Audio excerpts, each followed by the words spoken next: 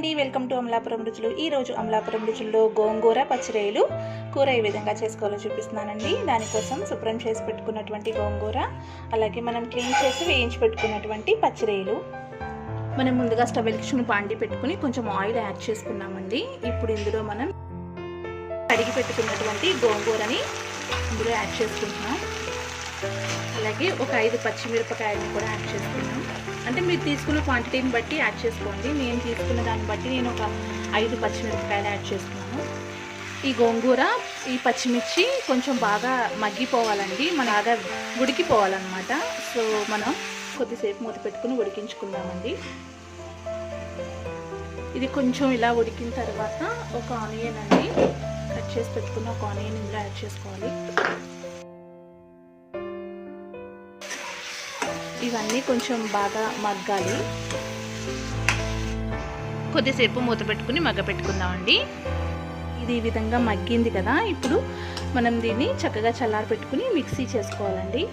ఇప్పుడు స్టవ్ వెలిగించుకుని మళ్ళీ ఇంకొక ప్యాన్ పెట్టుకుని ఆ ప్యాన్లో కొంచెం ఆయిల్ యాడ్ చేసుకున్నామండి. ఆయిల్ హీట్ అయిన తర్వాత ఒక 2 ఆనియన్స్ పెట్టుకుని,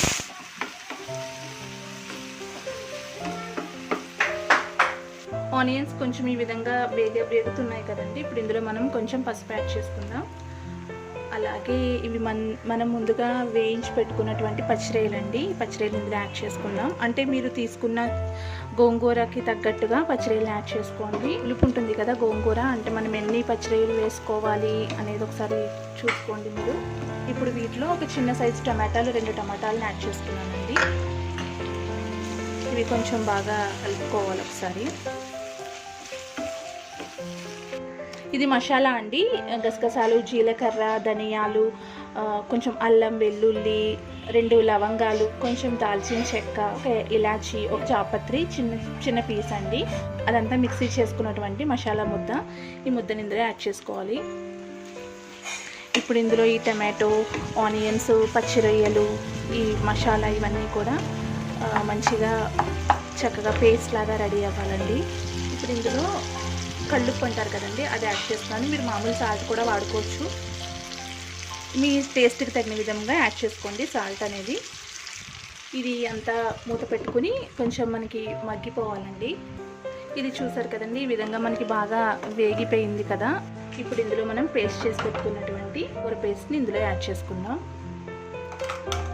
ఈ పచ్చిమిర్చి కారంతోనే చేసుకున్నామండి. ఒకవేళ మీకు కారం సరిపోదు, ఇంకా స్పైస్ తింటాం అనుకుంటే కొంచెం కారం యాడ్ చేసుకోండి. నేను కొంచెం యాడ్ చేస్తున్నాను. అలాగే సాల్ట్ అది కూడా ఒకసారి చెక్ చేసుకోండి.